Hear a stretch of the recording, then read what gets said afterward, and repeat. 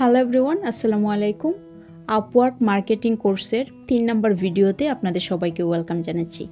এর আগে আমি 2টি ভিডিও পাবলিশ করেছিলাম যেখানে বলেছি বা আমি দেখিয়েছি একটা প্রফেশনাল প্রোফাইল কিভাবে তৈরি করতে হয় এবং একটা প্রোফাইল তৈরি করার পরে 100% কমপ্লিট থাকে না, এখানে 70% কমপ্লিট থাকে। পরবর্তীতে এই 30% কমপ্লিট করার জন্য কি কি পদক্ষেপ আপনাকে অবলম্বন করতে হবে এবং কিভাবে 100% এই প্রোফাইলটা তৈরি করতে হয়, এই 1 নম্বর এবং 2 নম্বর এই 2টি ভিডিওতে আমি অনেক কিছু বিস্তারিত আলোচনা করেছি। এই ভিডিও ডেসক্রিপশন বক্সে আমি ওই ভিডিওগুলোর লিঙ্ক দিয়ে দেব, সেখান থেকে আপনারা দেখে নিতে পারবেন। এবং আজকের ভিডিওতে আমি আপনাদের সাথে শেয়ার করব কিভাবে আপওয়ার্কে একটা প্রফেশনাল প্রজেক্ট তৈরি করতে হয় এবং সেই প্রজেক্টকে অ্যাপ্রুভড করতে হয়। আপওয়ার্কে একটা প্রজেক্ট তৈরি করার পরে আমরা যখন পাবলিশে ক্লিক করব তখন কিন্তু সাথে সাথে এটা অ্যাপ্রুভড হয় না, এটা আন্ডার রিভিউ রাখা হয় এবং তারা যখন রিভিউ করে দেখে যে সব কিছু ঠিক আছে তখন তারা অ্যাপ্রুভড করে, আর না হলে তারা এটা আপনাকে একটা ইমেল করবে এবং বলবে যে কেন তারা সেটা অ্যাপ্রুভ করে নাই। সো এর আগে একটা প্রজেক্ট আমি তৈরি করেছিলাম যেটা আন্ডার রিভিউ আছে, আমি এটা এডিটিং করেছি, বাট এর আগে তারা আমাকে একটা ইমেল করেছে, বলেছে যে এখানে আপনার চেঞ্জ করতে হবে কারণ এই ইস্যু আমরা পেয়েছি আপনার গিগের মধ্যে বা প্রজেক্টের মধ্যে। গিগ এবং প্রজেক্ট এই দুইটাই কিন্তু সেম জিনিস, জাস্ট এখানে পার্থক্যটা হচ্ছে আপওয়ার্কে প্রজেক্ট বলে এবং ফাইবারে বলে গিগ। আসুন তাহলে কিভাবে একটা প্রজেক্ট তৈরি করতে হয় এটা আমরা দেখে নিই স্টেপ বাই স্টেপ। প্রজেক্ট তৈরি করার জন্য প্রথমে আসবেন ফাইন্ড ওয়ার্ক, এখান থেকে মাই প্রজেক্ট ড্যাশবোর্ড, এখানে ক্লিক করার পরে আপনি এখান থেকে চলে আসবেন ক্রিয়েট এ প্রজেক্ট। এরকম একটা ইন্টারফেস আপনার সামনে আসবে। এখানে প্রথমে 6টা স্টেপে এগুলোকে ফিল আপ করতে হবে। এখানে আছে overview, pricing, gallery, requirement, description এবং রিভিউ। এখান থেকে যদি একটু দেখি তাহলে প্রথমে আছে project title, category, project attributes, তারপরে আছে সার্চ ট্যাগস। সো এগুলো একটা একটা করে ফিল আপ করতে হবে। প্রথমে দিয়ে দিচ্ছি প্রজেক্ট টাইটেল, আর এখানে 75 ক্যারেক্টার্সের মধ্যে এই টাইটেলটা থাকতে হবে, এর বেশি যদি হয়ে যায় তাহলে এখানে এরর দেখাবে। এরপরে হচ্ছে ক্যাটাগরি।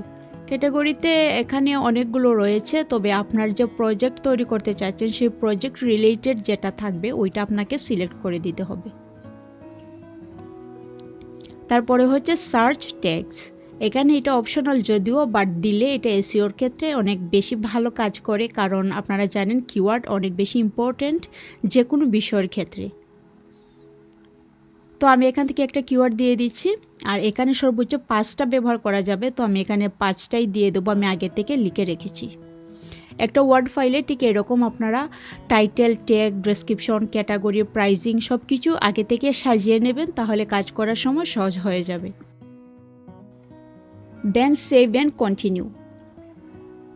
এখন আপনাকে সেই প্রাইসটা সিলেক্ট করে দিতে হবে। এখানে কাস্টম টাইটেল হিসেবে আপনি 3টা নাম দিয়ে দেবেন। আমি এখানে দিচ্ছি স্টার্টার, স্ট্যান্ডার্ড অ্যান্ড অ্যাডভান্সড। তো এগুলো হচ্ছে জাস্ট কাস্টম টাইটেলের নাম, আর এখানে দিতে হবে ডেসক্রিপশন। তো ডেসক্রিপশনের জায়গাতে আমি ডেসক্রিপশনটা দিয়ে দিচ্ছি, আমি জাস্ট কপি করব এবং পেস্ট করে এখানে এসে বসিয়ে দেব। আপনারা কিন্তু আপনাদের যে প্রজেক্ট থাকবে সেই প্রজেক্টের যে সার্ভিসগুলো রয়েছে সেই সার্ভিস অনুযায়ী আপনাদের এই যে কাস্টম ডেসক্রিপশন আপনারা লিখবেন, আমার মতো করে লিখবেন না, কারণ আমার এটা হচ্ছে ডিফারেন্ট আর আপনাদেরটা তো সেম থাকবে না, ডিফারেন্ট থাকবে। তো যদি আপনাদেরটা সেম থাকে তাহলে অবশ্যই এভাবে আপনারা চাইলে কপি করে দিতে পারেন, তবে হুবহু কপি করতে যাবেন না, তাহলে কিন্তু কপিরাইট আসবে। এবং কাস্টম ডেসক্রিপশনে আপনারা শুধুমাত্র 80টা ক্যারেক্টার্স ব্যবহার করতে পারবেন, এর উপরে কিন্তু ব্যবহার করা সম্ভব হবে না। তো খেয়াল রাখবেন এগুলো যেন 80টা ক্যারেক্টার্সের ভিতরেই থাকে। ডেলিভারি ডেজ, এখানে আপনি কতদিনের মধ্যে ডেলিভারি দেবেন এটা সিলেক্ট করে দেবেন।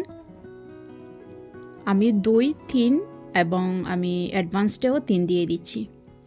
তারপরে নাম্বার অফ কিওয়ার্ডস এবং হ্যাশট্যাগ, এই দুইটাই কিন্তু একই, বাট 2 নামে মানুষ এটাকে চেনে। তো আমি একটা ভিডিওর জন্য দিয়ে দেব 10টা কিওয়ার্ডস, তারপরে আমি স্ট্যান্ডার্ডে আমি দিয়ে দিচ্ছি 15টা এবং অ্যাডভান্সডে আমি দিয়ে দেবো 20টা। এই জায়গাটা কিন্তু আপনাদের প্রজেক্টের ক্ষেত্রে সেম আসবে না, কারণ এটা ডিপেন্ড করে কোন টাইপের প্রজেক্ট আপনি ক্রিয়েট করছেন। তো ওইটা বুঝে আপনি আপনার মতো করে দিয়ে দেবেন।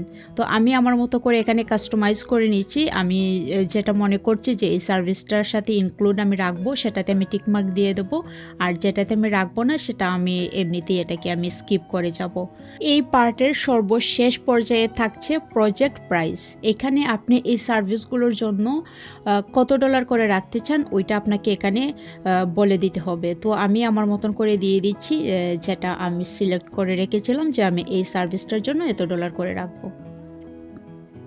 এছাড়াও আপনি যদি এক্সট্রা কোনো সার্ভিস অ্যাড করতে চান তার জন্য আপনি এখানে অ্যাড করে নিতে পারেন, তবে আমি অ্যাড করব না। অন্য কোনো ভিডিওতে এইটা নিয়ে আমি আপনাদেরকে শেয়ার করব যে কিভাবে এটা সার্ভিস এক্সট্রা অ্যাড করতে হয়। তারপর সেভ এন্ড কন্টিনিউ ক্লিক করলাম।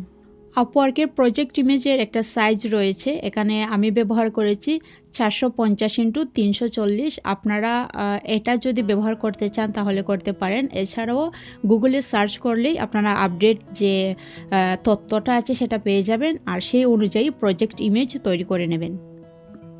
তারপরও যদি আপনার ইমেজ তৈরি করার পরে একটু এদিক সেদিক হয়ে থাকে সাইজের ক্ষেত্রে, তাহলে আপনারা এখানে ক্রপ বাটনে ক্লিক করে আপনারা একটু অ্যাডজাস্ট করে নিতে পারবেন। তবে অতিরিক্ত যদি তফাৎ থাকে তাহলে আপনারা এই ইমেজটা ব্যবহার করতে পারবেন না, আপনাদের যে ডিজাইন সেটা কাটা পড়ে যাবে। তো এর জন্য আপনাকে একদম পারফেক্ট একটা সাইজ সিলেক্ট করে তারপরে ইমেজটা তৈরি করতে হবে। এখানে একটা ইমেজ না, এর থেকে বেশি ব্যবহার করতে পারবেন, আবার ভিডিও ব্যবহার করতে পারবেন। তবে আমি কন্টিনিউ দিয়ে দিচ্ছি কারণ আমি আর কিছু ব্যবহার করব না। এখন হলো আমাদের রিকোয়ারমেন্টস। আমরা যে এই সার্ভিসটা দেব তার জন্য আমাদের যে বায়ার থাকবে সে আমাদেরকে কি কি সার্ভিস রিলেটেড তথ্য দিতে হবে, এইসব কিছু এখানে আপনাকে উল্লেখ করতে হবে। তো আমি যেহেতু ইউটিউব রিলেটেড কাজের জন্য আমার এই প্রজেক্টটা আমি ক্রিয়েট করছি, আমি বলবো যে ইউটিউব চ্যানেল ইউআরএল এটা দিলেই হবে, অথবা আমাকে সে যদি একটা ইমেইলে ম্যানেজার হিসেবে একটা ইনভাইটেশন পাঠায় তাহলেই আমি কাজটা করতে পারবো। অ্যাডে ক্লিক করছি। এভাবে আপনি যদি আরও কিছু তথ্য দেওয়ার প্রয়োজন হয় তাহলে আবার আরও একটা ক্লিক করবেন, এড রিকোয়ারমেন্ট, তারপরে এভাবে অ্যাড করে দেবেন। দেওয়ার পরে সেভ অ্যান্ড কন্টিনিউ ক্লিক করবেন।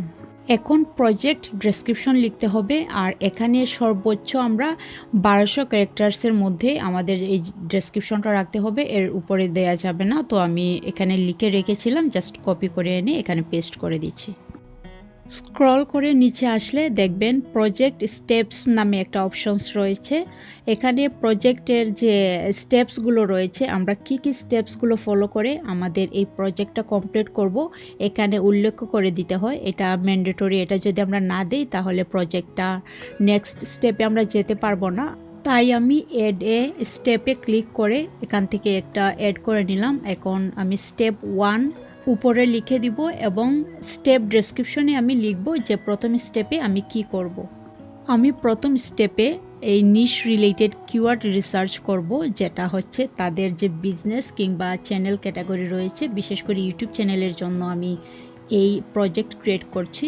অ্যাড স্টেপে ক্লিক করে আরও একটা অ্যাড করে নিলাম এবং স্টেপ 2তে আমি দিয়ে দেব যে then I will do video SEO. Keyword research করার পরে আমি সেই কিওয়ার্ড দিয়ে এসইও করব। তারপরে স্টেপ 3তে আমি আমার পরের যে স্টেপ এটা অ্যাড করব। ঠিক এভাবেই প্রত্যেকটা আপনার যতটা স্টেপ অ্যাড করার প্রয়োজন পড়ে আপনারা অ্যাড করে নেবেন। And submit for review click করার আগে এখানে দুইটা বক্স রয়েছে, এখানে টিক মার্ক দিয়ে দেবেন। তারপরে এখানে সাবমিট ফর রিভিউ এখানে ক্লিক করব, then send to review. Finally আমরা আমাদের এই প্রজেক্টটা সাবমিট করলাম। এখন তারা রিভিউ করার পরে যদি সব কিছু ঠিক থাকে তাহলে অ্যাপ্রুভড করবে, আর না হলে আপনাকে ইমেলে জানাবে যে কি সমস্যা আছে, এটাকে পরিবর্তন করে আবারও আপনারা সাবমিট করতে পারবেন। তো আমার এটা প্রথমবারেই এটা অ্যাপ্রুভ হয়ে গিয়েছে, সো আমার কোনো সমস্যা হয়নি। আজকের ভিডিও থেকে বিদায় নিচ্ছি, আল্লাহ হাফেজ।